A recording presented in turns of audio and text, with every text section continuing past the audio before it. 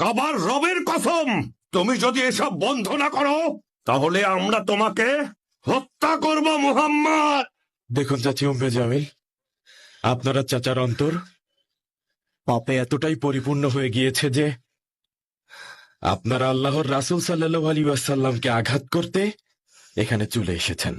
আল্লাহ আপনাদের চোখে মোহর লাগিয়ে দিয়েছেন, তাই সত্যের পথ আপনারা দেখতে পাচ্ছেন না। মোহাম্মদের 2 মেয়ের সাথে আপনাদের ছেলেদের বৈবাহিক সম্পর্ক ছিন্ন করেছেন। এত আঘাত করেও আপনারা আবারও আঘাত করতে চাইছেন। তুমি কি বলতে চাও ভাতিজা জাফর? হ্যাঁ, তোমার চাচাতো ভাই মোহাম্মদ আমাদের জন্য বিপদ ডেকে এনেছে, আমাদের ধর্ম ত্যাগ করেছে, সে আমাদের খোদাকে অপমান করেছে, অন্য গোত্রের লোকেদের আমাদের শত্রু বানিয়েছে। এরপর সে দাবি করছে তার খোদা নাকি এসব বলেছে আমাদের সম্পর্কে। আপনি নিজেই দেখুন চাচা, আপনি কতটা নিষ্ঠুর। আল্লাহর রাসূল আমাদের সবাইকে ডেকেছিলেন আমাদের সবার জন্য একটা সতর্কবাণী দিতে, আর আপনি পুরো কুরাইশদের সামনে চিৎকার করে বলেছিলেন তোমার সর্বনাশ হোক। যিনি বলেছেন তার কথা পবিত্র গ্রন্থে শেষ বিচারের দিন পর্যন্ত লেখা থাকবে। আর আল্লাহ আপনাদের ভয়ঙ্কর জাহান্নামের প্রতিশ্রুতি দিয়েছেন। মহান আল্লাহ তার রাসূলকে নিশ্চয় আপনার স্ত্রী এবং আপনার মতো পৈতলিকদের হাত থেকে অবশ্যই রক্ষা করবেন। কাফিরদের অনিচ্ছা সত্ত্বেও আল্লাহ তার ধর্মকে রক্ষা করবেন। যান, নিজের চরকায় তেল দিন। চলো চলো উম্মে জামিল, চলো এখান থেকে যাই, চলো, চলে এসো, চলে এসো এখান থেকে।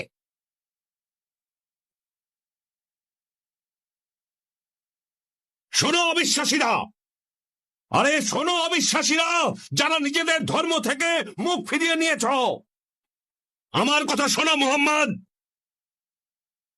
তুমি আমাদের দেবতাদের অপমান করেছ, এমনকি লাত, উজ্জা আর হুবালকে নিয়েও অনেক জঘন্য আর অপমানজনক কথা বলেছ।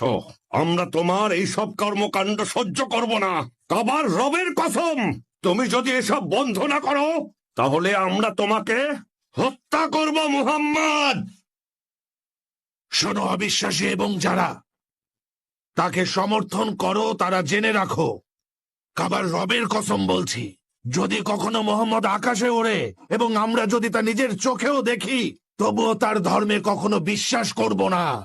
আমরা কিভাবে তাকে বিশ্বাস করব? সে যে আসলে একজন নবী, আর সে যা বলে তা সত্যি কোনো ঐশীবাণী? কারণ সে তো একজন সাধারণ মানুষ। সে তো আমাদের মতোই পায়ে হেঁটে বাজার করে, বিয়ে করে, খাওয়া দাওয়া করে, এমনকি বাণিজ্যও করে। কিভাবে মানব?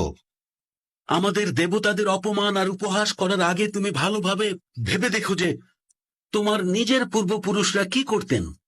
ভেবে দেখো তোমার দাদা কুসাই ইবনে কিলাব আর তার ভাই জারা, এমনকি আব্দে মানাফ, আব্দে শামস, হাসিম, নওফেল আর আব্দুল মুত্তালিব, তারা সবাই কি পৌত্তলিক ধর্মে বিশ্বাসী ছিলেন না? তুমি আমাদের ধর্মকে ছেড়ে দিয়েছ, তবু তোমাকে কিছু বলিনি। কিন্তু এখন তো তুমি আমাদের দেবতাদের অপমান করছো, সেটা কিছুতেই মানব না। তোমারও কিন্তু একই পরিণতি হতে পারে, যেমনটা বেলাল আর ইয়াসিরের পরিবারের হয়েছিল। অভিশাপ আপনার ওপর। অত্যাচারের কথা মনে করিয়ে দিচ্ছেন। আল্লাহ জাহান্নামের কঠিন আগুনে আপনাকে নিক্ষেপ করবেন। যতক্ষণ আমাদের ধর্মে ফিরে না আসবে ততক্ষণ তোমাদের উপর অত্যাচার করেই যাব আমরা। আল্লাহর নবী হযরত মুহাম্মদ সাল্লাল্লাহু আলাইহি ওয়াসাল্লাম বলেছেন, সত্যি আপনারা বিপদগামী, কারণ আপনারা বোবা পাথরগুলোর পূজা করেন, যেগুলো আপনারা কিনা নিজের হাতেই বানিয়েছেন। এগুলো শুধুমাত্র মূল্যহীন পাথর, যা মক্কার পাহাড়ের সাধারণ পাথরের মতোই। আর এসবের সাথে নবী ইব্রাহিমের ধর্মের কোনো মিল নেই। আর এখানেই শেষ না, আপনারা সুদ খাচ্ছেন, কন্যাদের জীবিত কবর দিচ্ছেন, আর বেআইনিভাবে নারীদের বিয়ে করছেন। এমনকি আপনারা হজও পরিবর্তন এনেছেন, যা খুবই জঘন্য। পবিত্র হজের মাসও পিছিয়েছেন, যা কোনোভাবেই সম্ভব না। সময়টুকু আল্লাহর নির্ধারিত, তাই এর পেছানোর কোনো যুক্তিই নেই। হজের নিয়ম পরিবর্তন করে আপনারা সীমা ছাড়িয়ে গিয়েছেন, আর এই নিয়ম মানতে আরবের সবাইকে আপনারা বাধ্য করছেন। আপনারা এই ধর্মে বিভ্রান্তি ছড়ান। আল ওয়াসিলা, আল বাহিরা, আল হামির মতো মূর্তির সম্মানে নিজেদের উষ্ট্রিগুলো উৎসর্গ করেন। আল্লাহর শপথ, আপনারা শিরক করছেন। আল্লাহ নিশ্চয়ই এর বিচার করবেন। কি বলতে চাইছো স্পষ্ট করে বলো। ওকে শেষ করতে দাও আবুল হাকাম, শেষ করতে দাও। নবী সাল্লাল্লাহু আলাইহি ওয়াসাল্লাম আরো বলেছেন, কি বলছো সব? তোমরা তার উপর রহমত কামনা করছো? আল্লাহর কসম বলছি, মুসলমান ভাইয়েরা, আমরা আল্লাহর রাসূলের উপর রহমত কামনা করি। মুসলিম ভাইয়েরা, চলুন উচ্চ স্বরে আল্লাহ ও তার রাসূলের প্রশংসা করি।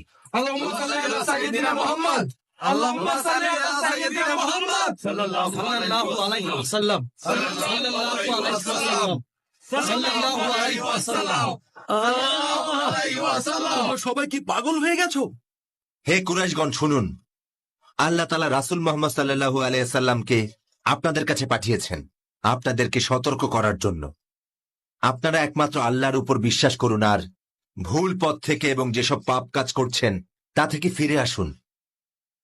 অবাক হয়ে যায় এটা ভেবে যে মক্কার প্রধানদের সবাই অনুসরণ করে, আর আপনারাই কিনা পাপ কাজ করে বেড়াচ্ছেন। মক্কার প্রধানদের এমন অবস্থা কেন বলুন? যেখানে শান্তির পথ আপনাদের জন্য খোলা রয়েছে, তাহলে কেন জান্নাতের দিকে না গিয়ে চিরস্থায়ী জাহান্নামের দিকে অগ্রসর হচ্ছেন আর অন্যদেরও টেনে নিচ্ছেন? যথেষ্ট বলে ফেলেছ অবিশ্বাসীরা। আমরাই বোকাজে আশা করেছিলাম তোমাদেরকে বুঝিয়ে পূর্বের ধর্মে ফিরিয়ে নিতে পারবো, কিন্তু তোমরা তো সব অবিশ্বাসীর দল। আল্লাহ শপথ লাগে তাদের ঘটনাটা বলুন, যখন আপনি আপনার ভাই আব্বাস আর আবু সুফিয়ান ইয়েমেনে সফরে গিয়ে ইহুদি ধর্মগুরুর সাথে দেখা করেছিলেন। সেখানে আবু সুফিয়ানের সাথে একজন ইহুদি ধর্মগুরুর দেখা হয়েছিল। সেই ধর্মগুরু তাকে মুহাম্মদ সম্পর্কে অনেক কিছু জিজ্ঞেস করেছিল। সে উত্তর দিয়েছিল, যদিও সে সব সঠিক উত্তর দেয়নি। পরের দিন আল আব্বাসের কাছে ধর্মগুরু বসলেন এবং তাকেও আমাকে মুহাম্মদ সম্পর্কে নানা প্রশ্ন করতে লাগলেন। তার চরিত্র, মা বাবা, তার নিজের লোকদের মধ্যে মুহাম্মাদের খ্যাতি সম্পর্কে, সে আসলে কতটা সৎ, মানুষের প্রতি তার ব্যবহার, তার গুণাবলী, তার অভ্যাস, এরকম অনেক প্রশ্ন ওকে আর আমাকে করলেন এবং আল আব্বাস সব প্রশ্নের সঠিক উত্তর দিয়েছিলেন।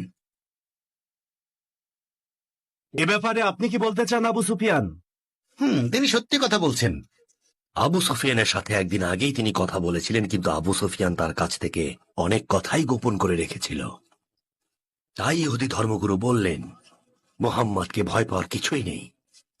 কিন্তু পরের দিন আল আব্বাস যখন তাকে সব সত্যি বললেন, তখন তিনি সেই কথাগুলো শুনে ভয় পেয়ে চিৎকার করে বলতে লাগলেন, ইনি হলেন সমগ্র আরবের সেই নবী যার কথা মুসা নবীর তাওরাতে বারবার বলা হয়েছে।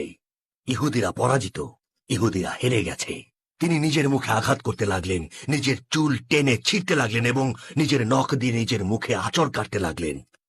আপনার এ ব্যাপারে কিছু বলার আছে আবু সুফিয়ান? না, তিনি এতক্ষণ যা বলেছেন তা সত্যি বলেছেন। শুনুন আপনারা হে কুরাইশগণ, এখনই মোক্ষম সময় মুহাম্মদ সাল্লাল্লাহু আলাইহি সাল্লামকে আল্লাহ তাআলার প্রেরিত রাসূল হিসেবে মেনে নেয়ার। আপনারা জানেন তিনি কতটা সৎ, আর তিনি জীবনে কোনোদিন কোনো মিথ্যা বলেননি। রহমত বর্ষিত হোক আব্বার উপর। তিনি আর অর্কা বিন নফেল সারা জীবন অপেক্ষা করেছিলেন প্রতীক্ষিত নবীর। এমনকি তারা বিভিন্ন দেশ ঘুরেছেন শুধু তার সম্পর্কে জানতে। যদিও আব্বাকে একজন খ্রিস্টান পাদ্রির সাথে দেখা করে ফেরার পথে হত্যা করা হয়, কিন্তু সেই পাদ্রী ওনাকে বলেছিলেন সেই নবী আগমনের সময় সন্নিকটে, আর ওনার আগমন হবে মক্কায়। তাছাড়া তো বহিরা পাদ্রির ঘটনা জানেনি, নিজেরা অনেকেই তো সেখানে উপস্থিত ছিলেন। এমনকি জিন আর জাদুকরেরাও তার বলা কথা বিশ্বাস করত। আমরা যেই সত্য জানি সেটা তো আপনারাও জানেন, তাহলে আপনারা কেন করছেন না? তোমাদের এইসব বাজে কথা শুনতে এখানে আসেনি।